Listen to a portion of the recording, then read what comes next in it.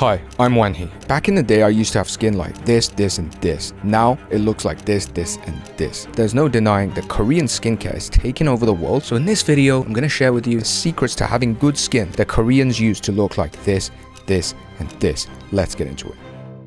So the first thing to say is that, of course, in Korea, we have people with bad skin, with cystic acne, with lots of redness. This exists everywhere in the world. Skin is mostly governed by your genetics, your diet, and your sleep. Now, genetics you cannot change. So if you improve your diet and your sleep, you're going to do wonders for your skin, whatever nationality, whatever country you are in. Having said that, let's get into the particularities of Korean culture that help them have good skin. And the first one, like I said, is to do with the diet. What most people don't realize is that your skin is actually related to your gut health. If your gut is really healthy, the chances are you're not going to have as many skin reactions, acne, redness, swelling, because the gut is where bacteria and infections are fought off. It's by the gut microbiome. So how do you get healthy gut? Again, good sleep, good exercise, good diet. This goes without saying. But one thing that has been getting a lot of attention is kimchi.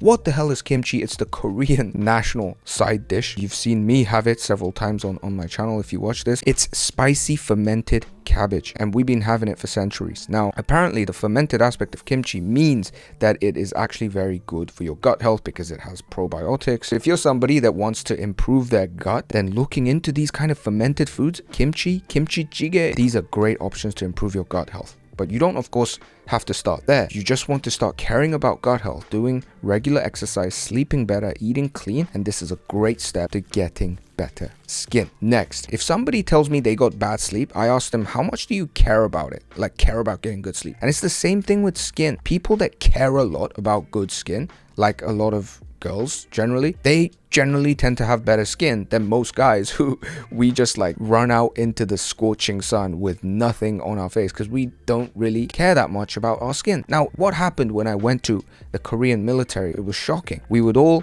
shower together at the same time because that's what you do in the military. Then you'd go back to the place you sleep, and I would just put some moisturizer and I'll just lie down on my bed, and that was me done. And all the other guys would open their chest or their wardrobe thing, they would look in the mirror and they'd be putting on product after product after product, some for like a good 5 to 15 minutes, letting things dry, going with the next, and really using like the top half of their hand and like rubbing in like different products like ampoules and vitamin C and all this. And this is 80 to 90% of the guys in the military, which, to be honest, is a really great sample of Korean dudes to take. And if dudes are doing it, you can be damn sure that the girls are doing it. What am I trying to say? Korean dudes and girls care about their skin a lot. And because they care, they start to try different products. And even if those products are not good and are actually harmful or totally unnecessary, through that process, they find out what works for them, what triggers their skin, and they land on a selection of products that help them. But the most important thing is that they care, so they're going to be on the lookout. And this is what you have to do if you want to improve your skin, is you got to be thinking about, what are my skin triggers? What gives me acne? What caused that spot that one time? And actually start taking steps to address it. Next, so what are these guys actually using? Now, I have tried a fair few of these myself. You got the ampoules, you got this vitamin C, hyaluronic acid, you got the retinol, you got the moisturizer, you got the sunscreen, you got the cleanser. We could go on, and I ain't no skincare expert, so I'm not going to pretend like I know the benefits and the downsides of each product. But having done my minimalist research and based on my minimalist philosophy of keeping things simple, the absolute basics that you need is cleansing, moisturizing, and sunscreen. And these three were done by all Koreans who were doing those multiple skincare steps. Then you got the extra cool things, the vitamin C ampoules, the hyaluronic acid, and the exfoliating cream and all this kind of stuff. But I actually think a lot of these are unfounded. I'll let you do your own research on it. But for most people, it's just going to come down to cleansing, moisturizing, and applying sunscreen. 3 steps that I need to do better myself. Next, Koreans have this history of vampire culture. What does this mean? You know how in Europe, when you go on holiday, you get a nice tan from the south of France, from like the Italian Riviera, and you come back and everyone's like, oh my God, your tan, blah, blah, blah, it looks so nice. It's a sign of affluence. It's a sign of a time well spent. Everybody loves a tan. Now, if you come to Asia,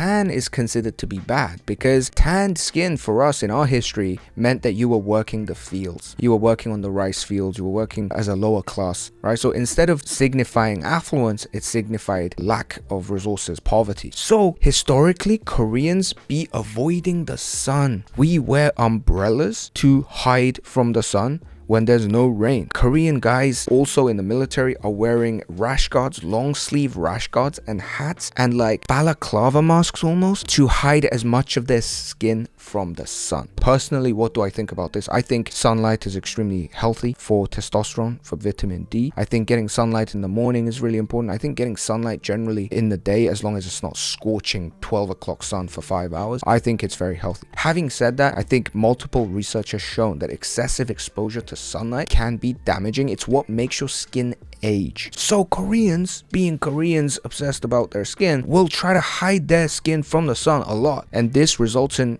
better skin. Unlike me and you in England, there's a little bit of sun, everybody rushes out to that little circle of sun and tries to sunbathe. The sun's finally out. Do you care to put sunscreen or moisturizer? No, you don't. You just go out, smash your face into the grass playing rugby, and nobody cares. Next, Koreans don't necessarily actually have better skin than you. We just hide it well. Now, I don't think I've hidden it well, but you guys might be able to see that I have two little cheeky stickers here that hide the spot that has come up on my cheek, and these patches are a lifesaver. I think they now sell them abroad, but I'm pretty damn sure Korea must have invented this, because we love these cosmetic products that make us a little prettier. Another example is this thing called BB cream, which is basically like foundation. It's like liquidified foundation that girls would put as part of their makeup. Guys in Korea also be putting BB cream to hide their spots. So Koreans be very, very talented and technical at being able to mask stuff on their face. Not only do they have ways of hiding it with these kind of stickers and creams, the Korean cosmetic industry is so developed that we have injections. They're called anti-inflammation injections that they put into an emerging spot to reduce it before it comes. And you can get this. You can pay like $4, $5 to get an injection into your little spot to make it go away. Now,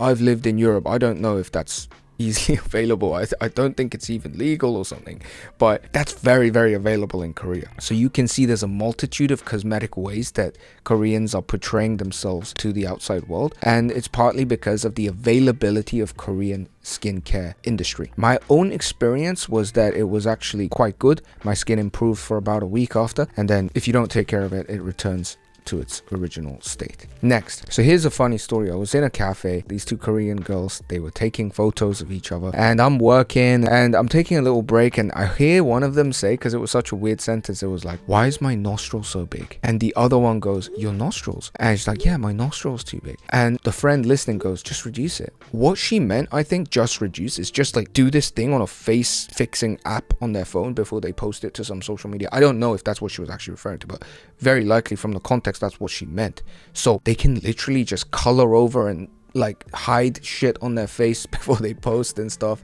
So you might be fooled into thinking Korean people or certain influencers have great skin, when if you see them without makeup, if you see them just plain and normal, they may have just as much imperfections as you. Next, you do actually carry a lot of germs in your hands and your fingers. So if you don't touch your face too much, this is good for not having bad skin. And Koreans are very sensitive about cross-contamination.